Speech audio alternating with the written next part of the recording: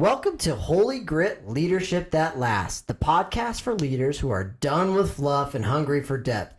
Hey, listen, if you're looking for more than just quick wins and shallow strategies in leadership, you're in the right place. We're talking bold, ethical, and effective leadership fueled by timeless truth from scriptures and built to withstand the pressure of the real world. Okay, now listen. Whether you're leading a church, running a business, managing a team, or just trying to hold your life together on Monday morning, Holy Grit Leadership is here to help you lead with courage, clarity, and conviction. Listen, this isn't your grandma's Bible study, unless she was a total boss. Let's dig in, let's lead well, let's build some leadership that lasts. Okay, it's time. Episode 13, We have made it to part 2 of our Leaders in the Bible.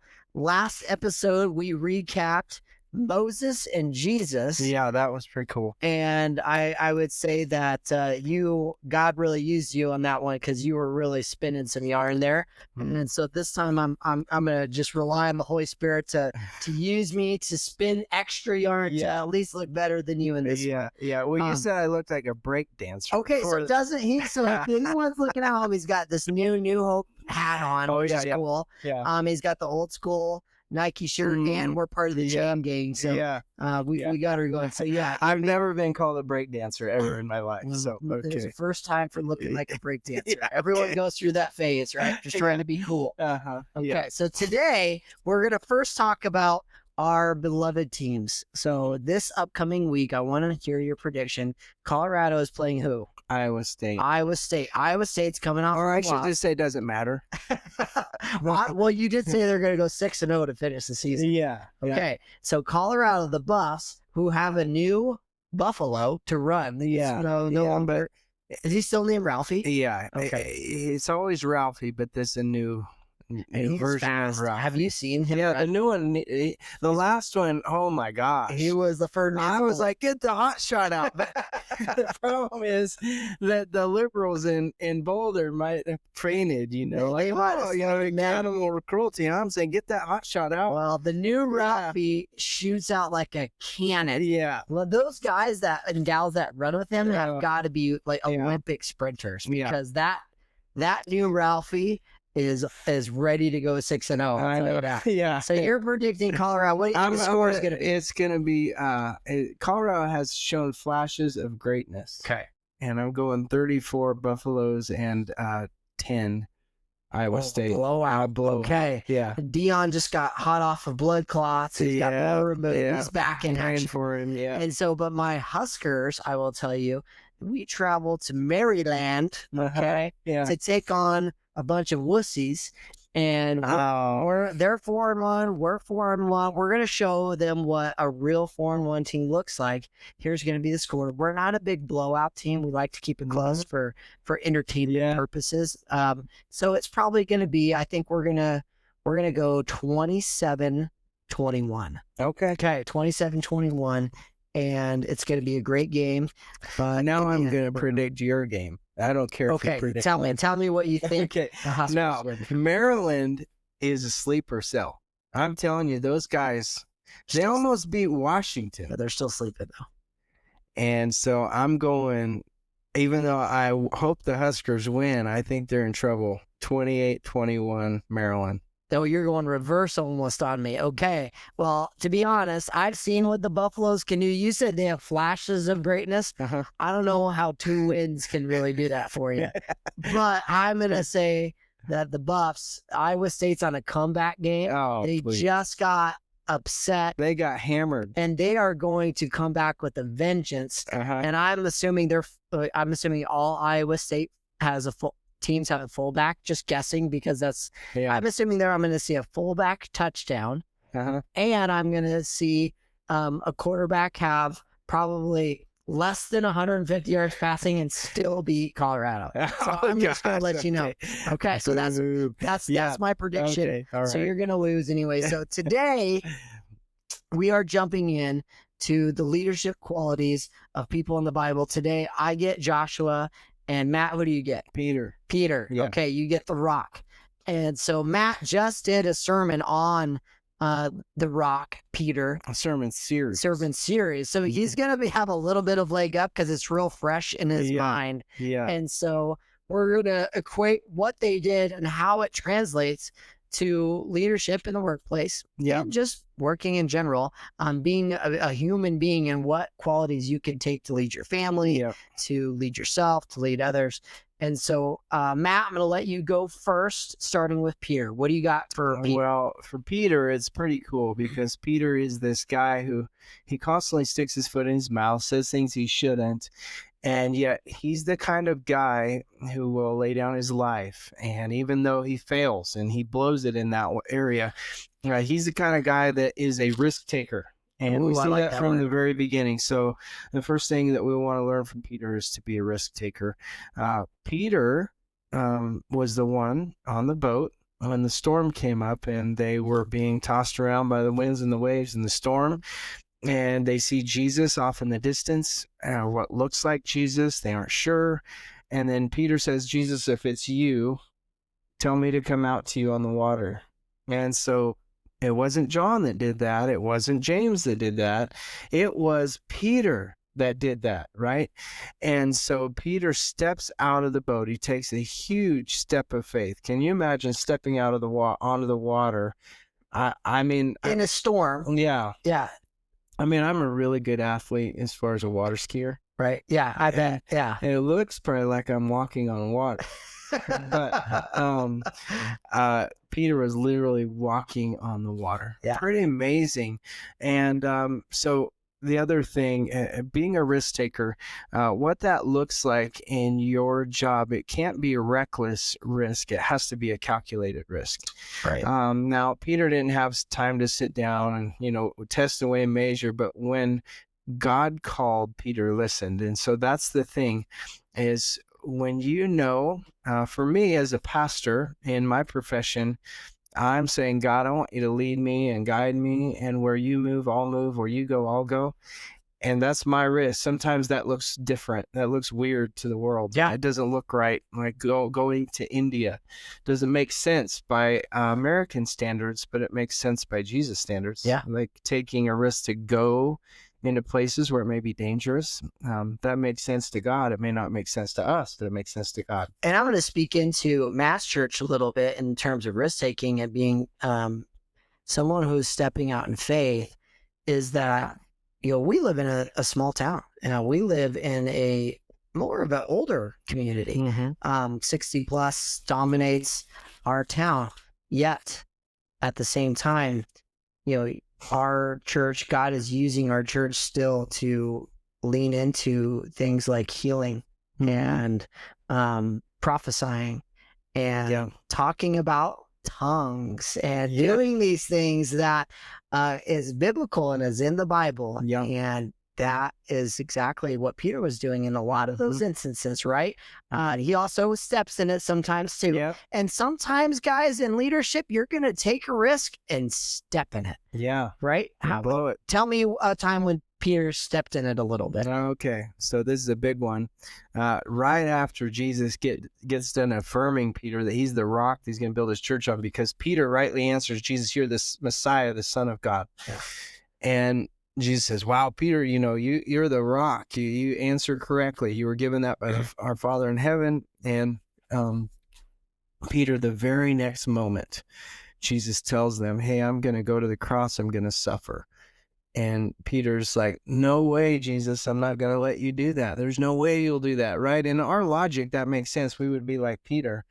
And Peter, of course, he sticks his foot in his mouth. And then Peter goes from being the rock that Jesus was going to build his church on, this get behind me, Satan. Yeah. And so you talk about I'm mighty fallen. Yeah. Yeah, it happens. But Peter also doubts. And when he doubts, he begins to sink. Yeah. Right. But we can trust that God's got us. And he's, we're all going to fall. We're all going to have doubts. We're going to step in it.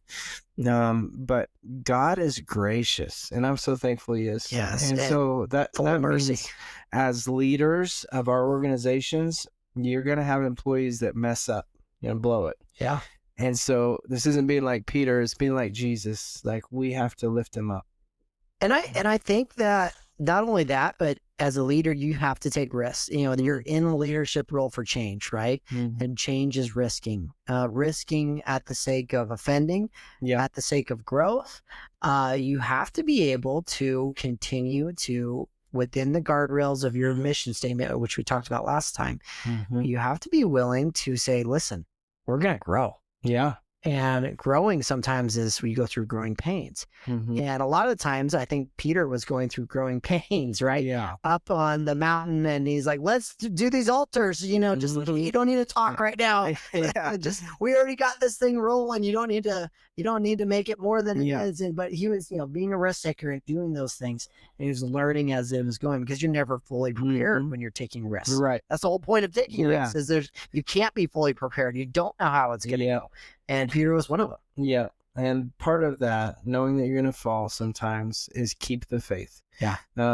Jesus says to Peter, as he's lifting him up out of the water, he says, why did you doubt me? Yeah.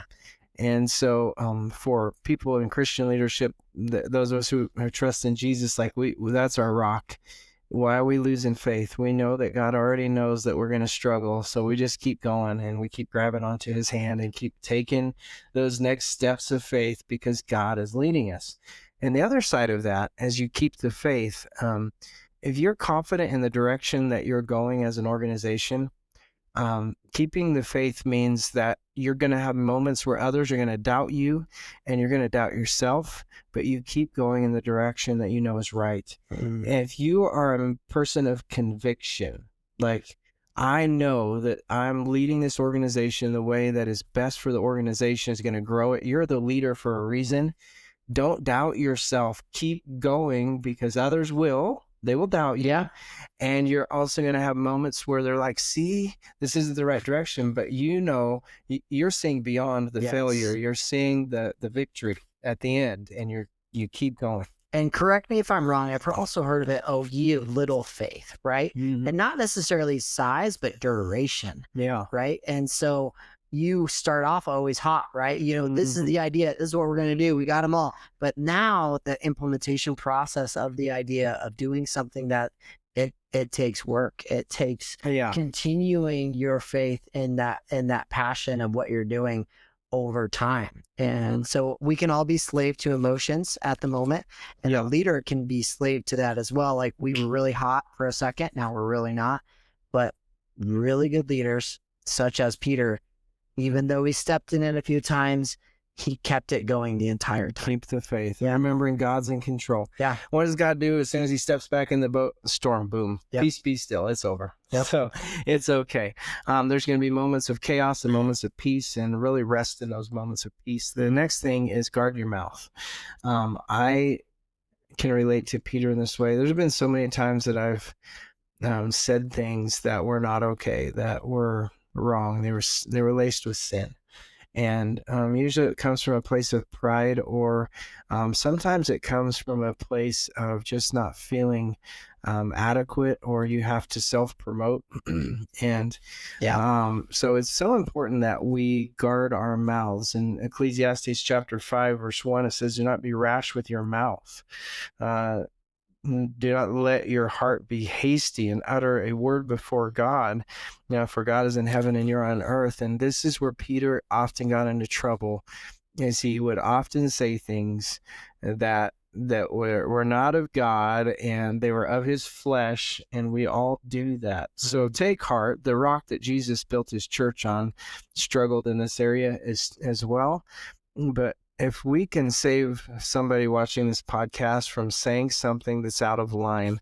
So if you're angry, take a breath, right? If you're frustrated, take a breath, and really say, is what I'm about to say, is it constructive or is it helpful? Yeah. And seasoned with grace and kindness, right? I mean, we can say things that are direct and to the point, but they can still be kind and seasoned with all sorts of grace. Now, if people still react in a way that they feel as though they've been burned by you speaking truth and honesty with grace and kindness, then that's on them. And that's where you have to allow them to feel those things. Yeah. And so that's really cool. So we've got, being a risk taker, keeping the faith, guard your mouth. Is there any remaining points you want to make about? Sir Peter over here. Be bold. Peter learned what real boldness was. He had an imitation boldness before he was filled with the Holy Spirit. And so he was operating out of his own strength. What I mean by that was in the Garden of Gethsemane when they came to arrest Jesus, Peter gave a lot of lip service to the fact that he wasn't going to deny Jesus, and then he was going to prove Jesus wrong by cutting off the guard's ear. And he did it. And Jesus took the ear and he put that ear back on the guy, miraculously healed him. And he said, Peter, you don't understand the mission that I have. Remember what the mission was that Jesus had that you talked about? Yeah. He came to seek and to save the lost.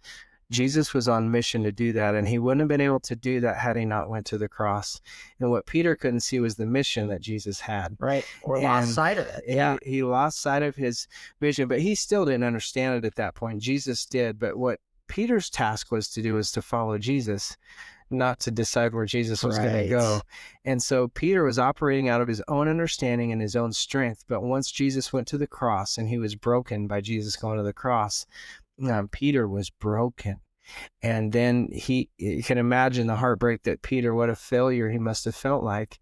But then Jesus came back and he restored Peter to his position. And then he said, Peter wants you to do something. See, then Peter learned through his failure that his job was just to follow Jesus. And so he obeyed him. And he said, go wait in the upper room. Don't go out in ministry yet, Peter.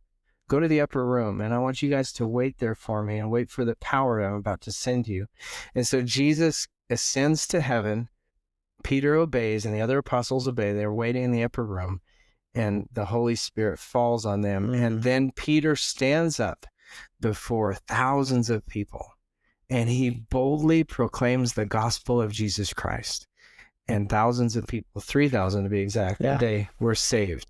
And so when you're following the King, then you can do what the King does.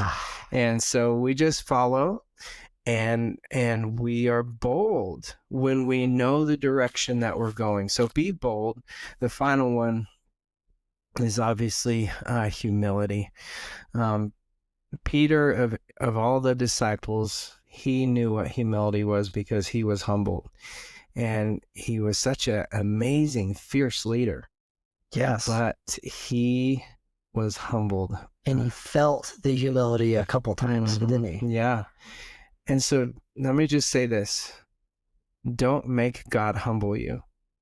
Yeah. Peter writes these words from a place of brokenness in 1 Peter when he's writing to the church. And he writes in 1 Peter chapter 5, chapter 1, verses 5 and 6. He says, humble yourselves, therefore, under the mighty hand of God, so that at the proper time he may exalt you. The problem is when we go to exalt ourselves, we're humbled. The opposite happens. And I've seen so many leaders get humbled in that way. And pride is one of the most dangerous sins that we can commit against God because he'll humble us. And so if you're watching this and pride is something you struggle with, man, I just encourage you as a pastor, like, take that to Jesus and say, Lord, I struggle with pride. Please forgive me.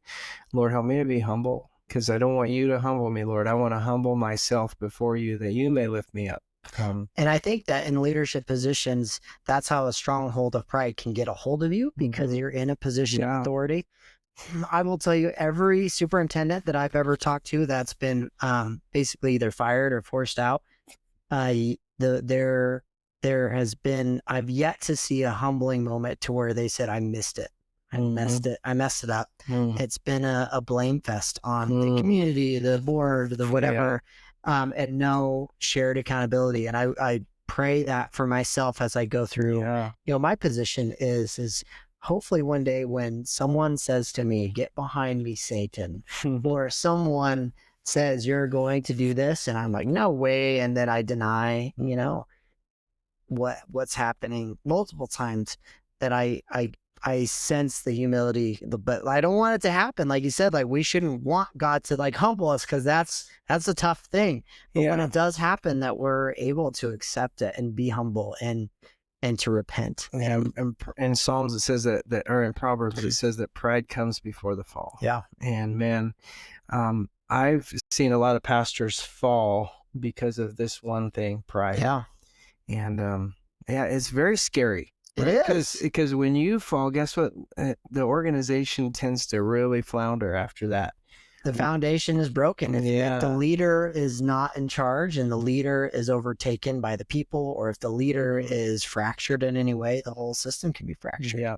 Absolutely. And that's why, I'm sure in your church leadership, why it's so important to have the right people on the elders board and the right people on being a pastor and I'm saying this wrong, the lead pastor, the executive pastor, whatever that hierarchy is, but you have to have the right people there. Right. For me, one of the disqualifications immediately for somebody that we're considering for elder or deacon, and if I see pride, it's like, I'm going to hold off there. Yeah. Like, because God has a work to do in us, and pride is one of those things that can destroy a church. And it almost happened with our church a time or two with situations. And so you got to be careful because pride can do it. But Peter learned it, and we can learn from Peter. And honestly, I'm glad you're watching this podcast if you are, because if you get anything from this episode, please be careful with pride. Yes. And Peter is the prime example of that. Yep. And so, kind of transitioning into now Joshua. Yes. When I say Joshua. And he's my favorite leader in the Bible, other than Jesus. Oh, okay. So I have some work to do. So Joshua. And I say it that way because there are some special qualities in Joshua that I want to share with everybody. So very first is courage and confidence in the purpose. So let me read this. Joshua 1:9 says, "Have I not commanded you? Be strong and courageous. Do not be afraid. Do not be discouraged, for the Lord your God will be with you wherever you go." I will tell you that Joshua led with courage, rooted in God's promise and presence. Now, as I was kind of going through, God had a promise for his people, right? And they had to be able to Joshua had to be able to help take them through his people and keeping them to like, hey, he promised us this, stay with us there.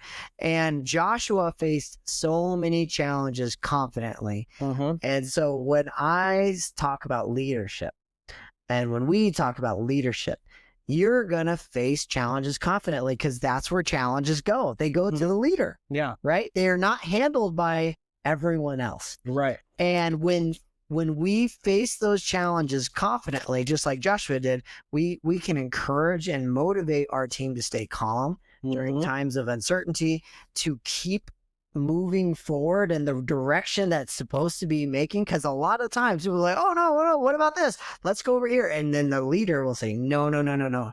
We're right back where we need to be. Trust me. We're going to keep moving forward. We're going to keep going through the wilderness. We're going to keep following this cloud of God. We're going to keep doing these things.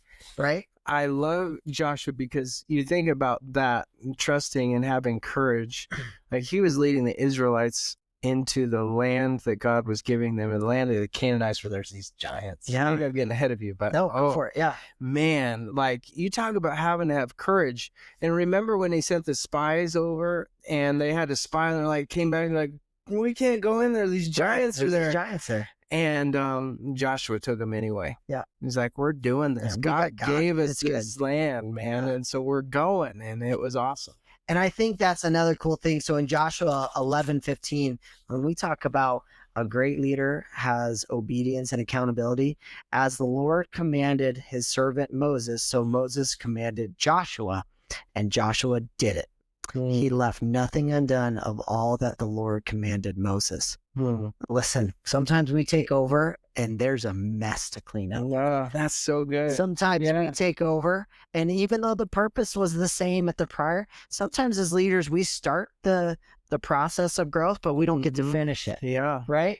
In your situation, you had an amazing, solid word church, and then you had to finish it with, not finish, it's never done, but you had to help complete this process with, hey, we're word and spirit. Yeah. And, and a lot of the things, and when people take over, it's typically you're taking over, there's glaring things that, listen, we all have, right? So I pay attention to certain things, in our organization. I'm sure there's other things where people like, ooh, we should really be paying attention to this, maybe this. And so when a new leader comes in, you still need to continue to take on these processes, the main thing. And that can be hard. So the way to do that is to continue to be faithful and fulfilling those responsibilities. And Joshua was able to do that by following through on what was commanded to Moses and then was given to Joshua. Yeah. So, Moses was not allowed to take the Israelites into the promised land because instead of speaking to the rock, he struck the rock that God told him for water. He was angry. And so he disobeyed the Lord. And so God said, okay, Moses, you're not going to get to lead the Israelites into the land that I promised them. It's going to be Joshua. Yeah. And so Moses goes up on the mountain and dies, and Joshua has to be the one to lead them. And can you imagine the weight on his shoulders? I mean, and yet I love the part in Joshua where he's going throughout the camp and he's saying, get your provisions ready. Yeah. We're going to do this. It's time. He was a leader, man. Yeah. Joshua was so inspirational. I can imagine being there, as he says in Joshua 24:15. He's like, as for me and my household, we will serve the Lord. Serve the Lord. Like, this dude was an inspirational guy. And talk about dialed in, laser focused. Yeah. I know my job, my mission is to get there, right? Yeah. I'm going there. You're coming there with me, but we're all going there. It's going to happen. Yeah. And the way you can do that is by the third thing, being inspiring and uniting the people, right? So every good leader, and I don't care. That was a good transition. What it is. Thank you very much. I don't care who you are. When you're in leadership, you need to be able to have the ability to inspire and unite. And so Joshua 3:5, Joshua told the people, consecrate yourselves, for tomorrow the Lord will do amazing things among you. I love that. Okay, so Joshua was motivating the Israelites to prepare for God's work. He was like, hey, listen, consecrate yourselves. Tomorrow we ride, right? We roll it, let's go. So imagine, what is that sort of we ride moment? I will tell you, when you speak to our church, and we see these baptisms after baptisms. I mean, you're always pointing. It's like, guys, God's going to, one year, it was so cool. We're going to hit 100. They just didn't even know. And we nailed it. Like, it was like, we ride, tomorrow we're going to do this. Guys, we're going to go serve in countries and do this. And then we go. Yeah, it's just a motivating piece. And, now it's a little bit more into like, hey, we're going to prophesy and we ride, it's been outstanding. And when I kind of started, my main message that, the people, speaking of taking over, had a great predecessor before me, took care of the financial books really well. We were in a position to push the culture now. And now we're financially able to say, yes, and this is what it's going to look like. And this is how we're going to do it. And people grasp onto that. They will hold on so much to the point where, is it, who's Hanky would had power, people were Paul, right? Yeah. So even Paul's snot rag was gonna it's gonna be good. Christ is in all of us, and Christ is using us, and we can be the hands and feet of Jesus, and we can go. But it took the inspiration and the uniting of people to do those things. Yeah. And that's where I want to challenge everybody else, is when you're in charge of people, a class, it doesn't matter, to inspire your team with optimism. And that's how you inspire, is optimism, not pessimism. Right. We're not doing this because we have to. We're not doing this because we're just picking up someone else's mess. We're doing this because it's important. We're doing this because it matters. We're doing this because it's going to have an impact. Right. And when we share that purpose together, that's how you build anticipation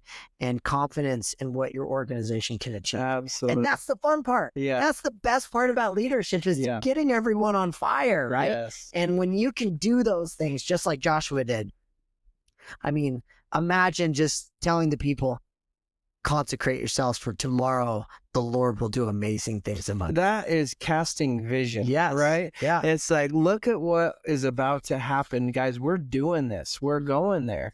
And I think, if you're struggling to get your team motivated, again, go back to what is your why, and then get them on board with that why and go after that why. Yes. Yeah. So Absolutely. that was one of my favorite guys is Joshua. Yeah, And I that's love so the cool. verse. Yes. And one of the last things I had was the Joshua 24:15, by having integrity and commitment to values. Oh, I love So, so when Joshua says, in 24:15, but if serving the Lord seems undesirable to you, then choose for yourselves this day whom you will serve. But as for me and my family, we will serve the Lord. So when he's talking about his commitment and values to what they're trying to do.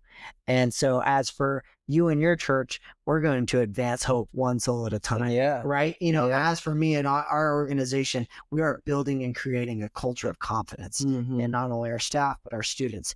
What is your plant the flag moment? Because I feel like that's a plant the flag moment. Yeah. When you're talking about as a leader and it's time to commit, have the integrity to commit who you are to your values and what your mission is. Yeah. Like, be values driven. Like, that's what we need to be. Is your mission should be values driven, And then have integrity and getting. Yes. Yeah, that's absolutely. really good.